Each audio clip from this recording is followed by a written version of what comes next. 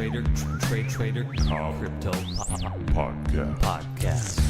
This is the Trader Cobb Crypto Podcast. Hi and welcome to Geared for Growth. This week we're chatting with Craig Cobb, who's better known as Trader Cobb, the head trader and founder of TraderCobb.com. Now, Craig is a trading expert, hence the name. He's also got exposure to property, and his father was an accomplished property developer as well. We have a chat to Craig about his entrepreneurial upbringing, about his history and how he got into financial markets, and we get the lowdown on cryptocurrency and blockchain technology and a real great background into what's happening in the crypto space. It's a bit left field from property, but there's some great investing tips that Craig has, and I really think that you'll enjoy the insights that Craig has to give as a mentor to thousands and thousands of traders and crypto nerds around the world. Here's Craig. Craig Cobb, thanks for joining us on Geared for Growth. Thank you, Mike. Pleasure to be here. Awesome. Now, I've been looking forward to this one. This is a little bit left field for the Geared for Growth property investing podcast, but kick us off, Craig. Who are you and what do you specialise in? Yeah, my name is Craig Cobb. My pseudonym is Trader Cobb, and basically I'm an investor at heart. I've been investing in various different markets all around the world since my first investment at 16 years of age. I've been a trader, actively trading full-time for the past 11 years, looking at things like foreign exchange, stocks, commodities, bonds, you name it. If it moved, I've traded it. I've been in property. I've done the lot, and now I'm really specializing in a very new technology and a new frontier in a very new market in the crypto assets world. So focusing on the crypto and blockchain marketplace. Yeah, awesome. And we're going to get into that, and Bitcoin's reputation precedes itself. For a bit of an insight into you, Craig, what posters were on your bedroom wall as a youngster? Oh, geez, they were bodyboarding posters, really. Oh, right. So I'm from a wonderful part of the world called Noosa Heads, Queensland. I grew up at Sunshine Beach, a quick 10-minute run from the beach. So as a kid, it was bodyboarding. I had my first business at 6 years old, and for those that were up in the Noosa Heads region at the time and had anything to do with the Noosa Dolphins Rugby Club, if there's anyone out there, you'll know that little guy who was running around selling chocolate-coated snakes after training, that was me. So my inspiration didn't at a young age come from wanting to be a business titan, so to speak. It was always to do with what was going on in the water. Yep. Yeah, awesome. And beautiful part of the world, an absolute mecca for triathletes. So everyone that I follow in that space seems to be in Noosa. It's just the perfect little place for training and racing and water and all that sort of stuff. Beautiful part of the world. Now, well, speaking of that, I'll just touch on that. Garth Proud, the organizer of that event, was a good friend of ours. He unfortunately passed last year, and he lived just up the road. He was a neighbour of ours, so very close ties with the Noosa Triathlon. Yeah, wow, awesome. And you've got multiple Olympic gold medalists up there. You got Hawaii Ironman champions. It's a real hotspot for it. Now, Craig, obviously you're a mentor in the crypto space, and that's probably the focus of what we're looking at today. But you actually did have quite a lot of exposure to property yourself and through your family. Can you run us through your exposure to property?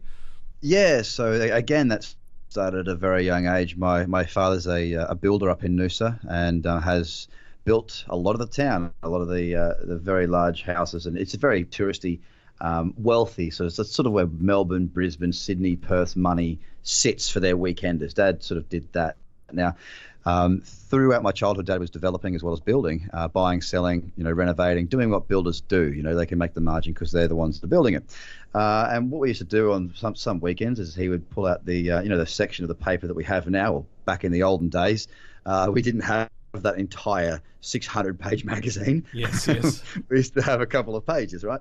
And he'd say, what would you buy for X, and what would you do to it? So I was introduced to thinking about how to, I guess, increase property value from a value add perspective from a very young age, and just growing up around it. It was kind of just part of being a cob, essentially. Now, fast forward many years to where I'm at right now, I do have a company called Park Edge Capital, and Park Edge Capital specializes in searching development sites for large-scale developers, excuse me, but also in offering funding solutions for your small to medium developers. Up to about 5 million we can fund fairly quickly. So it's in that space where we do the due diligence. We look at the projects, feasibilities. We do the research in that space to decide whether or not we'll either do one of two things. One is a joint venture, where we'll bring the money partner and also help to run the project with you. And the second one is just a straight lending for people to sort of, potentially, as we know, especially at the moment, the banks can be a little bit tricky as far as, you might find the great site, you might need that, $100,000 deposit, but it will take you 3 months to get it because the bank's being very, very difficult, which means you'll miss that site, and there goes your opportunity. So we offer some lending solutions there at parkedgecapital.com as well. And you're talking, based on the due diligence stacking up, a 72-hour turnaround or something crazy like that, right? Yeah, so not so much for the joint venture side of things, because that, of course, there's. I'll tell you honestly, 9 times out of 10 people that are looking for joint ventures don't have all of the documentation that we require. Right. Within 72 hours, so it's a little bit more going back and forth. But certainly for the fixed lending, the reason we've put the 72-hour limit on that deadline from our point of view is that effectively in property, speed and property are not things that go hand in hand that often. Yeah. But obviously, like I say, to secure the right site, often we do need speed. Now, how many investors out there have actually got $300,000 or $400,000 in cash that are just sitting there waiting for a good home for the right site? Well, not many. Usually that money is tied up in other projects, or more so, it's tied up in equity. Now, unless you've got a really great relationship with your banker, it's very difficult to release that equity very quickly, unless of course you've got the facility to do so. Now, if you've got the facility, you don't need us. If you don't have the facility, or you're stretched and it's a fantastic site and you can show us how you'll get that money plus the interest back to us within the time frame, then yes, we can turn around and fund within 72 hours. So we speed is our friend. Awesome. Let's get into your sort of path to today, Craig. You're a sales guru, obviously a property expert, financial trader, mentor. In what sort of order did you acquire that skill set? And can you tell us a little bit about your journey to how you're getting today to being a mentor to tens of thousands of crypto traders? Yeah, sure. It's a good question. I'll try and keep it brief because there's lots of little steps, but it's sort of the entrepreneurial spirit came first. I don't know if snakes. Well, it was actually before the chocolate snakes. Oh, wow. It was 6 years old, grade 1, Sunshine Beach High School. Remember those 30-centimeter rules you get? They were about 2.5 centimeters wide, centimeters long, and everyone got issued with one of those when they, on their first day of school each year. Now, I never got tuck shop. I never got tuck shop money. I was always the healthy and the fruit, which I'm thankful for now, but back then, not so much. And effectively, what I wanted was money to buy sweets at the tuck shop. So I chopped these rules in half. My dad's a builder. As I said, I put the belt sander upside down in the vise in the garage. As a 6-year-old, I was pretty familiar with tools, and I would shape these rulers into surfboards, fold my book over, and sort of put blue tack on the board and surf my book at school, which of course created a demand. People wanted these things, so I'd stand just in front of the tuck shop line and sell them to people to get my tuck shop money. That was the first one. So it wasn't that I was trying to do anything. It was born out of necessity. I want that. I can't get that. Oh, I just found a way to get that. How can I get that person to give me what I want and they have something that they want? And that was the simple transaction that sort of spurned the entrepreneurial spirit within me. Mum got called to the principal's office. Thankfully, credit to the principal, it wasn't a telling off. It's a good thing, but you need to nurture it. Yeah, so you're right. I want to invest in this kid. Where do I sign? Yeah. So it started very, very organically and very, very young. Through there, obviously, lots of little businesses as a child. Then I moved to London, had a couple of businesses that made me some decent money in Noosa, doing shop fit outs, that sort of thing, and decided I would travel. I got a round the world ticket with my best friend, and off we went. I ended up spending some time in London, running out of money. Two wonderful, very wealthy young ladies from wealthy parents had very expensive taste, so my money soon ran out, and it kind of pushed me into getting a job, and I started looking into trading in a serious way at that point in time. So naturally started looking for jobs in that marketplace, in that industry, and was fortunate enough to be able to work with some really good traders. I'd go into the office while it was still dark, which is kind of most of the day in London in winter, but I was up bright and early learning what they did for no pay, and then I'd stay in into late at night, so I could again just sit with them and watch them and learn from them, and based around that, I was able to sort of start to create my own code. And I don't mean code writing. I mean my own sort of view of the traditional trading world, and from there it just started to grow, and I started to get recognized, and my commentary and my presenting abilities and my ability to sort of take something that can seem quite complex and make it quite simple got me on stages all around the world. So I've been very fortunate to travel all around the world as a trader, as a presenter, as a mentor, as a coach, as call it what you will. Back in Sydney 6 years ago, trading full time, got a bit jaded by it, started to go back towards property again with Park Edge Capital and all that sort of stuff.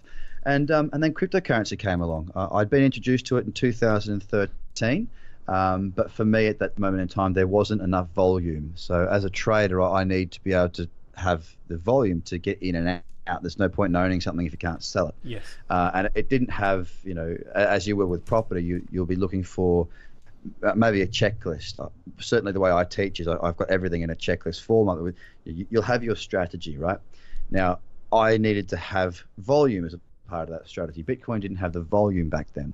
People say to me these days, oh, you're kicking yourself for not buying Bitcoin in 2013. And the answer is absolutely not no. Because if I had have bought Bitcoin back in 2013, yes, I would have had financial gain, there's no doubt. However, I would have broken my rules. And if I had have started breaking my rules back then, who would I be today? Well, I probably wouldn't be in the same position that I am now. So the discipline has paid off in a big way. And now I got the phone call about 12 months ago, something along those lines. A little bit less than that, saying, Cobby, you've got to have a look at crypto.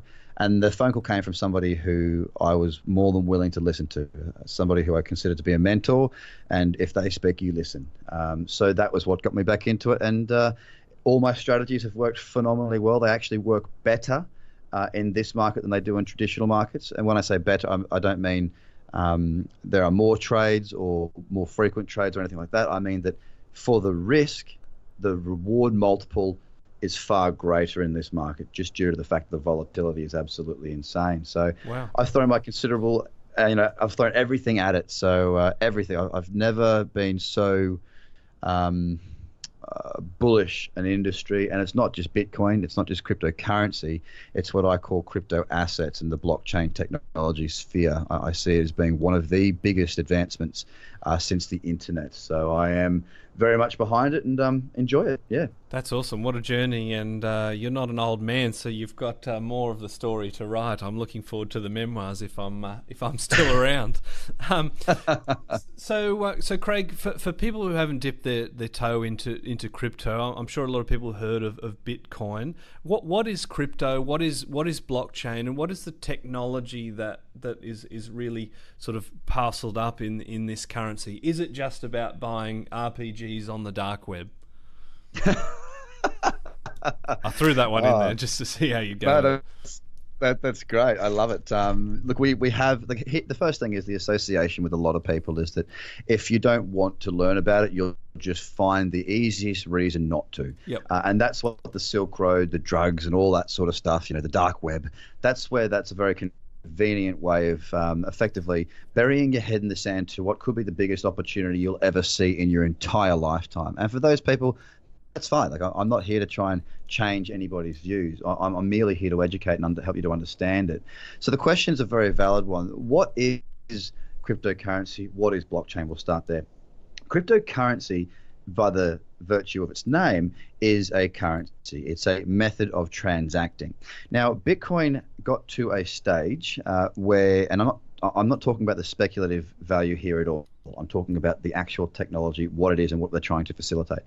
Bitcoin got to a point where, sort of end of last year, even early this year, it was quite expensive to transact. It was rather slow. They hadn't built the network to deal with the amount of transactions that were taking place. So other cryptocurrencies started to step into its place. They could do, 10,000 transactions a second, that sort of thing, really, really fast. Now Bitcoin rolled out what was called the Lightning Network. The Lightning Network has brought the cost of transacting in Bitcoin down to being nearly nothing. So if you consider your bank right now, you go and use your bank card or I mean, the best example is now gone, which was they charge you $2 to take your money out from an ATM. What a scam that was. Yeah. Bitcoin has now, you can transact with people not just on these shores in this country, but think about if you want to send money from Australia to London, for example, you're going to get slugged with a bunch of fees for it to get there. Now, with Bitcoin, it doesn't matter where you are in the world, it is still its value, and you can withdraw it, you can use it, you can spend it however you like. Now, what it does is effectively captures on the blockchain. So the blockchain is like an online decentralized ledger.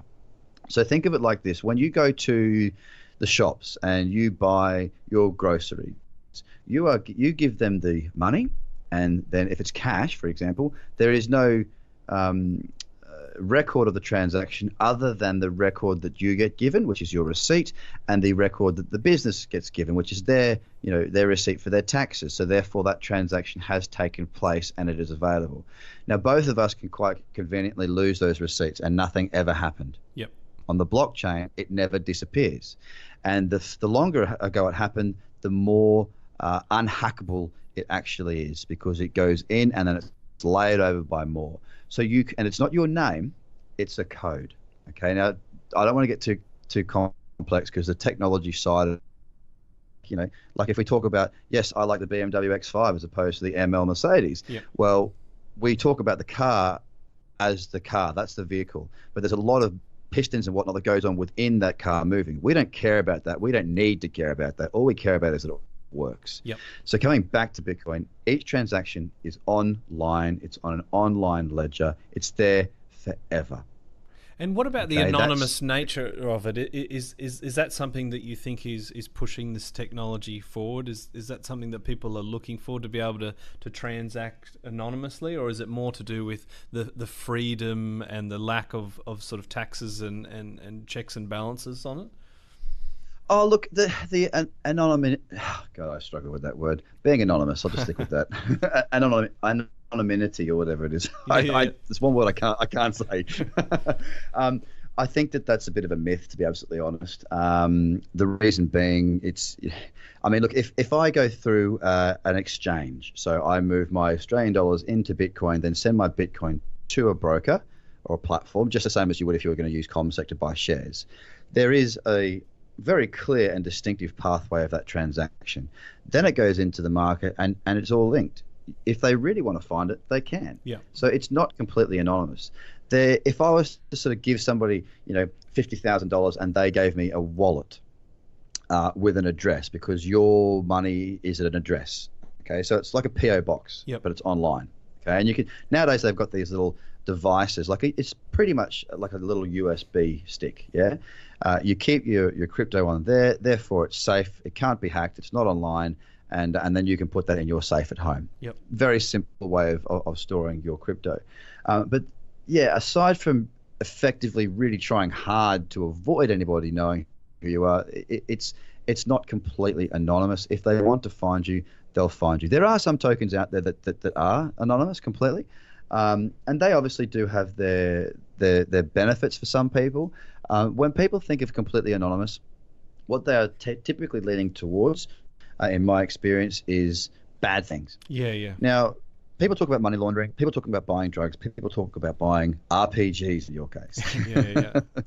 But at the end of the day, the biggest the biggest currency for all of that is the US dollar. Where there are bad people, bad things will happen. The internet is exactly the same. There's all sorts of horrible things going on the internet.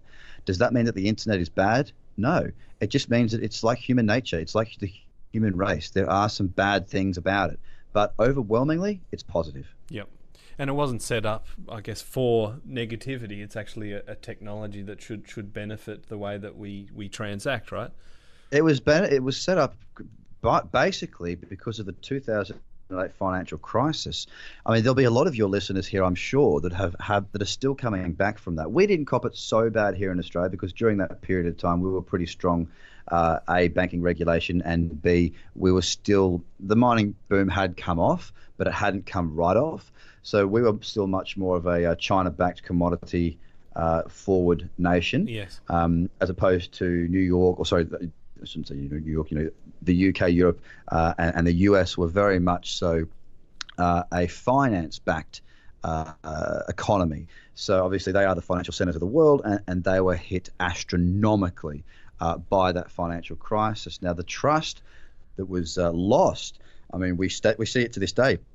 The big bankers that made these decisions and put everybody, effectively bankrupt or under or hurt them significantly, they're off on their yachts. They just went, oh, that's a bit of a bummer, isn't it? No, I'm not going to jail. I'm not taking responsibility. It wasn't my fault. Screw you. I'm going home. So the lack of trust, the trust that was broken, and they basically just discredited themselves. And Bitcoin was founded just to try and give people another option. And from there, it's gone above and beyond what anybody could have thought, even past the Satoshi Nakamoto, who is maybe one person, maybe 10, who knows, an anonymous human being or a fictional human being. It's gone a lot further. It was there born out of the mistrust for the bankers. Now, when we compare crypto to property, firstly, can we? Are there any sort of correlations other than the human element? You can sort of overanalyze. You can be too fearful of risk. Is it something that we can consider as similar with crypto and property? Are they both basically things that we trade with a view to capital gain? They're similar, definitely, in the sense that they're both investment vehicles, they're both investment tools, but that's about where the similarity stops. With cryptocurrency, we do carry with us a larger degree of risk due to the volatility of this marketplace and the fact that it is a very, very new marketplace. With property, we need a very, relative speaking to crypto, we need a much larger sum of money. We are holding our positions in property for a considerably longer period of time in most cases. Of course, you can just flip it, move it on, do an option. There are plenty of options where you can be in and out quickly, but never as quickly as what you can in crypto. So what you're looking at is an investment vehicle in cryptocurrency. I'll call it crypto assets because currency is just one form of that, whereby you can take a small amount of money and turn it into a large amount of money. Obviously, there are a lot of things that need to transpire for that to occur. But you don't need to have such a huge amount of money. So if I'm going to be going into property and I'm looking for a 30% return on $1 million investment, then I'm looking at 300,000. Now I'm going to leverage that, but I'll probably still need in today's market 200 to 300 to make that work. Then the construction costs on top. Of course, we can borrow, we can leverage. The banks are a little bit tighter now. So for me to make 300,000, I may need to use 300,000 of my own money. So I'm getting 100% return on investment if I do well and get out. And let's say that occurs over the period of a year. So that's $300,000 for a year. It's a 100% return. Compare that to cryptocurrency, where it's not uncommon to see times 10 on your money, times 100 on your money, or even times 1,000 on your money. So that's where the difference is. If I put $10,000 into a blockchain-based asset class on the in crypto asset space, my $10,000, which of course is nothing like the 300,000 we're talking about. Well, let's make it comparable. Let's say I put $30,000 in, and my tokens or my portfolio grows by a multiple of 10 over that period of the year. Well, that 30,000 has now given me 300,000. So with a lot less, I can have a lot more. Of course, with these massive upsides, does also come larger risks. But I think that it levels out quite nicely because the amount that you need, or the amount that you can start with in cryptocurrency can be much, much smaller. Whereas with property, you can't really start that small. Yeah, and I guess it's not one or the other, right? So you could potentially diversify away from property with a smaller amount and potentially get the same returns. Obviously, the risk is presumably higher, and I'm interested why you sort of move from general trading into Bitcoin. Is it because of that extreme volatility and that potential upside, and how does that balance with the negativity of investing in something that is as volatile as Bitcoin has been? Yeah, look, great question. I mean, there's two sides to that. First of all, I mean, yes, I think that it's wise for anybody to have a balanced portfolio, and crypto assets, if that is something that you're interested in, would be a wise thing to consider. Absolutely. You got to speak to your financial advisor, who will tell you that you're mad. But you do. It's just because it's, people don't want to be. They don't want to have to learn things. Like I said before, it's very easy to stick your head in the sand and miss everything. If you want to be at the forefront of a new industry and really have those massive gains, then you need to do your own research. It does come down to you. So I think a balanced portfolio is a very good idea, no matter what asset class we're talking about. As far as why am I trading crypto now as opposed to traditional markets, it really is just the volatility, Mike. In cryptocurrency, I'm looking right now at my charts, and I'm looking at, Neo's up 4%, Monero's up 6.5%, and this is this is a really slow day. This is a really, really, really slow day. Now, if I was trading, say, dollar yen, for example, if I got a 3% move on the day, that was a big move. Yeah. So that's what I'm saying. My risk multiple. So let's say my risk multiple is $5,000 for a trade. Yeah. Yep. Then in traditional markets, my 1-to-1, so risk multiplied by, my risk multiplied by 1 would be double. So my 5,000 risk is 5,000 reward. That's a risk multiple to reward multiple of 1 to 1. Yep. Yeah. Now, if I was to say take that in traditional markets and be happy with my 1-to-1, i.e. risk 5,000 to make 5,000. In cryptocurrency, it's more than likely and very, very common to take that 5,000 and turn that into 25, 35, 45, 50,000. So from a trading perspective, the movement of the market is significantly greater. The volatility is greater. The risk, I manage the risk. So I choose how much I risk. The market just chooses how far it moves. And because I can control my risk and the market moves a lot further, my potential upside reward is significantly increased, while my downside is still managed the same as it would be in traditional markets. And you're managing that by putting in stops, right? And because of the liquidity, let's say you've bought a property in a mining town, and you can just see that it's absolutely tanking because everyone's leaving. You can put in a stop to some degree, in that you can put it on the market, but it might take 6 weeks for you to get that, and already you've lost quite a bit. Whereas you can put a stop in for a particular day, right? Is that how you manage that potential downside risk in a way that takes out that huge downside volatility, but still exposes you to that upside volatility? Yeah, absolutely. I use stop losses. I use target orders as well. So I can put an order in so that if it comes down to that point, it will take me out automatically. Yeah. Now, you also have to be a little bit careful, because it is still a very new market. If I'm trading on larger, if you're looking at $100 or $200 a trade, you can kind of cover the top 100. All right. Mm-hmm. If you're talking about multiples of $5,000-$6,000 a trade, and you're looking at leverage, of course, you're looking at a much bigger position, then of course you would be looking to probably stay within the top 20. But that's sort of what I teach through my education series and whatnot, is to help people to understand why, like, based on your account size, you do need to have some additional risk areas in place. But the beauty of it is, Mike, is that whether the market goes up or the market goes down, I can make money.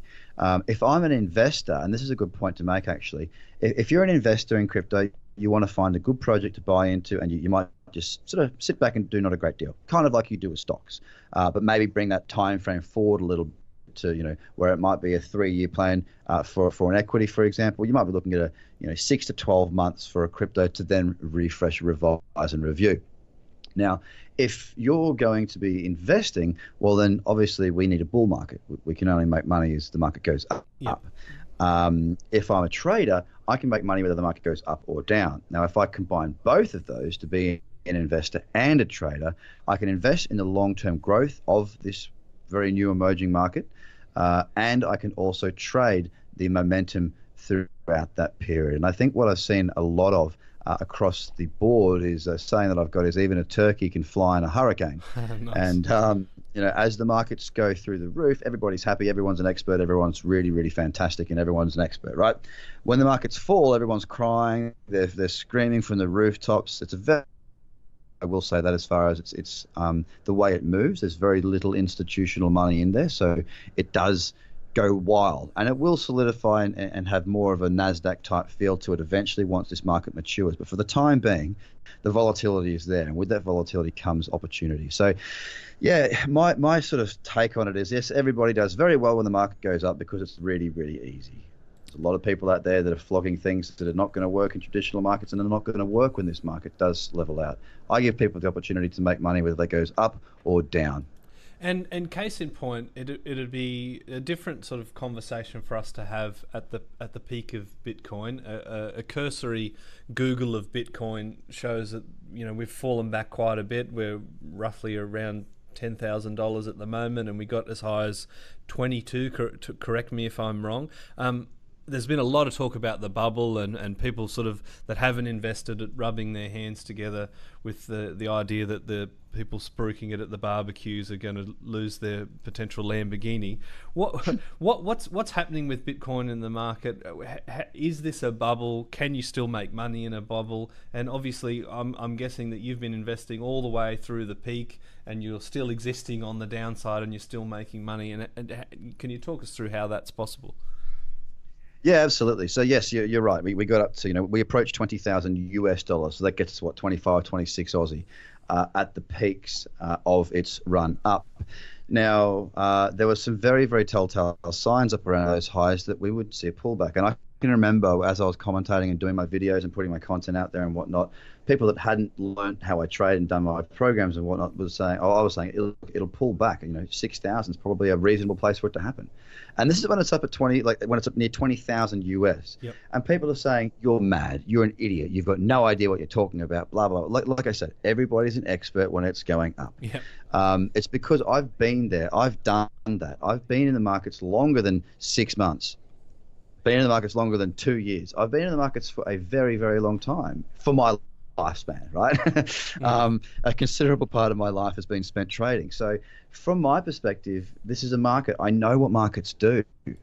Did I sell Bitcoin? Did I exit up around those tops? Yeah, there was some very clear, it was for me and the people that I've taught, it was obvious. This is silly. This is absolutely silly. It will not be sustained. This market will fall back, and it did, and it has. And at the moment, we are in a consolidating period. We might go lower. I do daily analysis and whatnot, but I don't have a crystal ball. And on my podcast each day, the Trader Cobb Crypto Show, you've got access to see what I'm seeing each day and bringing bits of news and whatnot. But the reason I'm not concerned about it right now is because I can make money in the direction as a trader. But what I'm saying, if you take yourself out of the noise, and you'll have had this from a lot of people as well, Mike, the idea of how do you take a business from turning over 2 million to 200 million?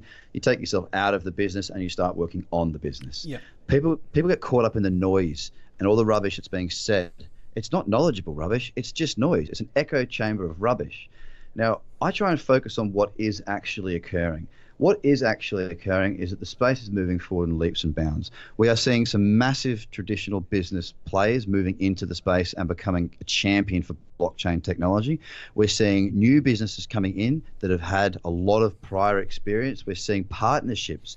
We're seeing big investment, institutional funds. I know not directly, but indirectly. I've been in several talks with some sovereign wealth funds looking to enter into the space that they start at $200 million. That's their lowest investment. Right. So as far as giving you the I'm outside of the noise and looking down on what's happening, I am very, very, very clear as to what occurs. And if you've ever seen an emerging market and what it does and what it goes through, and if you've studied them, you'll see some very, very close similarities to the internet. Everyone back then said it wouldn't work, it wouldn't happen, it's a load of rubbish, it's never going to work. Well, look at us now. And that's why I say, people can bury their heads in the sand and possibly miss out on the biggest potential opportunity that is right in front of their nose right now. I think you're right with the internet comparison. I remember it came to my local library, and I went down there with a couple of URLs I'd written down from a cricket magazine, I think it was, and went to kookaburra.com.au, and then I thought, what's next? There was no Google, there's no way to sort of navigate, and I thought, look, this is a little bit shit. I'm not sure this is going to take off. But yeah, look at where we are now. Obviously, I got that one one a little bit wrong. I'm interested in the way that you trade. Traders talk about, trading the news, so something will happen, there'll be an announcement, and you can basically trade the market just based on that. There are people that look at the fundamentals, the candlesticks, the fib sequences and all that sort of stuff. Can you explain some of these sort of basics and how you actually apply that to make money in crypto? Yes, certainly. Look, I'm a technical trader. When it comes to trading, not investing, I'm talking. They're two different things. Investing is obviously doing the research on the projects, teams, the progress, where they're going, what they're doing. That's one kettle of fish. The trading side, which is the stuff that I teach through my programs, is down to technical analysis. Now, I use written checklists, not just for the actual strategy. So, I'll go through and go, is there an uptrend? Tick. Is there this? And I literally go through a list of essential rules, and you've got to tick off all those essential rules, and then there'll be bonus rules. So I can try and find the best of the best before I, place my orders. Because at the end of the day, it's my money. I'm not going to take a trade just for the sake of it. I'm taking a trade. I want to try and find the best. My process is a process of elimination. Whenever I'm doing my daily scan with my members, I'm looking for reasons to not take the trade. Whereas most people are looking for reasons to take a trade because they want to have that excitement. They want to have that feeling. Like, if someone's gambling, they like that feeling of having the opportunity. Yeah. I look at it purely from an objective point of view. There are no gray areas. I'm looking for reasons not to take trades. I'm a trend follower. So I'm not looking to do anything other than trade the chunk in the middle. So I'm not looking to pick the top. I'm not looking to pick the bottom. I am not a hero. I do not need the accolades. I do not care.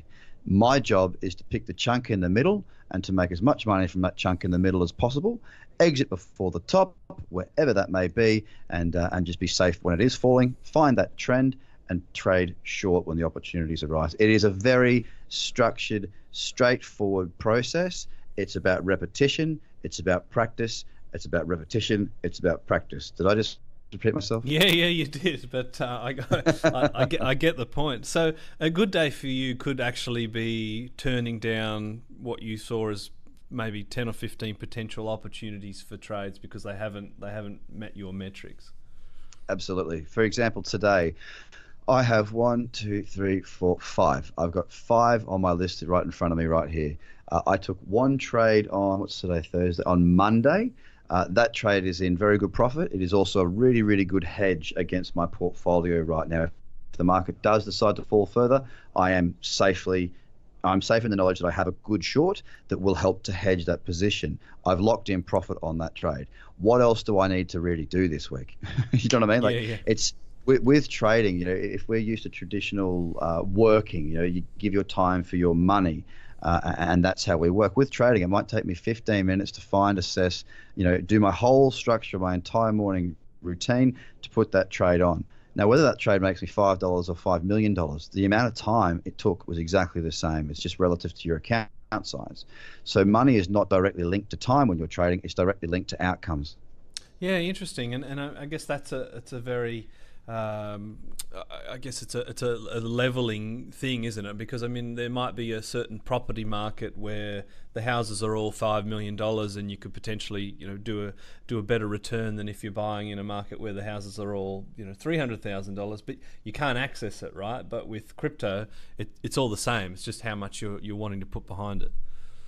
You are as good as you wish to be. Yeah, wow. And I'm interested in I guess how people get started. If there are people listening that want to sort of stick their toe in the water, I'm interested in how many successful full-time traders there are. I'm guessing that there are a lot of people that are just jumping in because money's burning a hole in their pocket. So how successful can people be? What sort of knowledge do they need to start with? And how do you help people get involved in crypto and get positive outcomes? Yeah, so how successful can people be? Well, as successful as they wish to be. As with any industry, it's you that makes a success. It's not anything else. It's up to you, ultimately. I have seen the crazy thing about this space is this. I know guys that took 150,000 and now they're worth 60 million in 18, well, more like 24 months now. Right. You try and find any other market in the world where that is possible and has happened plenty. So like as far as a variable of monetary success, because I don't see monetary success in this space doesn't necessarily mean they're successful, because luck played a big part for a lot of people. Yeah. Okay. Being successful is something you can replicate, and it's yours, and you own it, and you can just keep on doing it. Now, this is where I'm finding that my educational pieces have taken off so well. A lot of people with have made money in that run up, but they don't know what to do now. And because I've got years of experience trading, investing, and just being in that space, I'm able to help these people to not only keep their money, because that's the hardest thing, right? Once you make your money, you got to keep it. Yeah. I'm helping them to also multiply that and teaching them real life skills as far as becoming somebody who knows how to manage money. So the way to get started, I mean, the easiest way for people to sort of dip their toe in the water, to be completely honest with you, is to just get started. And to get started, I mean, I've got the Trader Cobb Crypto Show. You can listen to the podcast and do it daily. If you want to follow me on, Twitter, I'm at Trader Cobb, COBB. I put posts up there. I'm on Facebook, Craig Cobb, and Trader Cobb, the business page. So there's videos that goes out every single day. I put a huge amount of free content out. Okay, a massive amount of free. I'm basically a content churning machine. Yep. And the idea is that I just got sick of seeing all the rubbish out there. I know that there are people that want to enter this space, but they haven't got a voice they can trust, a voice of reason, and somebody who actually comes from a bit of a structured background. I am being that person in the space, and you can view it on the website as well. As plenty of content on my website, tradercobb.com. Aside from that, if you do want to actually get started, I do have educational programs with lifetime memberships, which will help you to show you how to, first of all, buy your very first cryptocurrency, how to move it across to the exchanges, what routines you need, all the way through to the written checklist strategies, and following on with daily commentaries and whatnot. So there's for me to tell you everything that I do, it'd be hard. But effectively, if people want to start to plug into the free stuff, hit me on my socials, get me on the podcast, go to tradercobb.com. You'll see what I do. And then it's just a matter of take your time. There's a lot of people rushing in this space. Rushing, when have you ever made a good decision when you're in a rush? Do you know what I mean? When have you ever made a good decision when you're emotional? Yes. Don't let the fear of missing out take you away from what your objective is. You need to plan what you want and then slowly go about getting it. This space is very, very fast. Don't get whipped up in it. Take advantage of it. And the only way you can do that is by being clear on what you want, on your objectives, and then educating yourself around those outcomes and practicing. That's really it. Yeah, awesome. And there's some great resources out there. You are absolutely a content machine. I can testament to that. Now, Craig, just I guess we're just a bit wary of the time. We want to try and wrap this up. I'm interested in. I guess people are going to be annoyed unless I ask you the crystal ball question about what's happening on the technology side and what's the market going to do, and maybe if you can just sort of wrap us up with your best piece of advice in this space. Yeah, sure. The space itself, it's going from strength to strength. The technology is growing faster than ever. You can choose to read the negative stuff, or you can choose to read, like I said, take yourself out of the noise and focus on what is. And what is happening right now is that we're seeing the biggest brain drain out of Silicon Valley in the history of brain drains since the internet. So we are seeing the best players, the best brains, the best minds in technology and this sort of area of advanced technology being drained into blockchain. It is growing fast. Now, there are some concerns around people, again, looking for another reason to stay away. People are saying, well, hang on, the energy consumption of the mining that is required for these currencies to take place, it's going to wreck the world. Yes, it will do at its current rate, but so are using fossil fuels. The difference is, excuse me, the difference is that the people that are in the blockchain technology are young, they're smart, and they actually want to see change, because we are the ones that see what these old thinking has done. They're wrecking the world, and we know we can't continue on it. So you've got two things. You've got the brightest brains in the world coming together in one meeting spot. They want to make this work. And guess what? Those brains also want to see the world move forward and away from an absolute 100% we will kill ourselves model. So you put these two things together, we will find outcomes. So the technology is well placed to continue its advancements. The market is still very young. It is not the end. It is the beginning. The total market capitalization across all of crypto right now sits at about 350 billion. To give you some perspective there, Apple is worth 880 billion by itself. One company. Now, if you consider the Nasdaq, which is essentially the tech index, it's not the global tech index, but it's where a lot of global companies list on the Nasdaq. The Nasdaq at last time I looked was about 8.8 trillion. Yep. Now the Nasdaq didn't exist. Remember that. The Nasdaq is more or less a result of what's going on with the .com, the technology boom, right? Now, if we can get anywhere near that level, you can do the math. Yeah. From 350 billion to 3.5 trillion. That's a multiple of 10.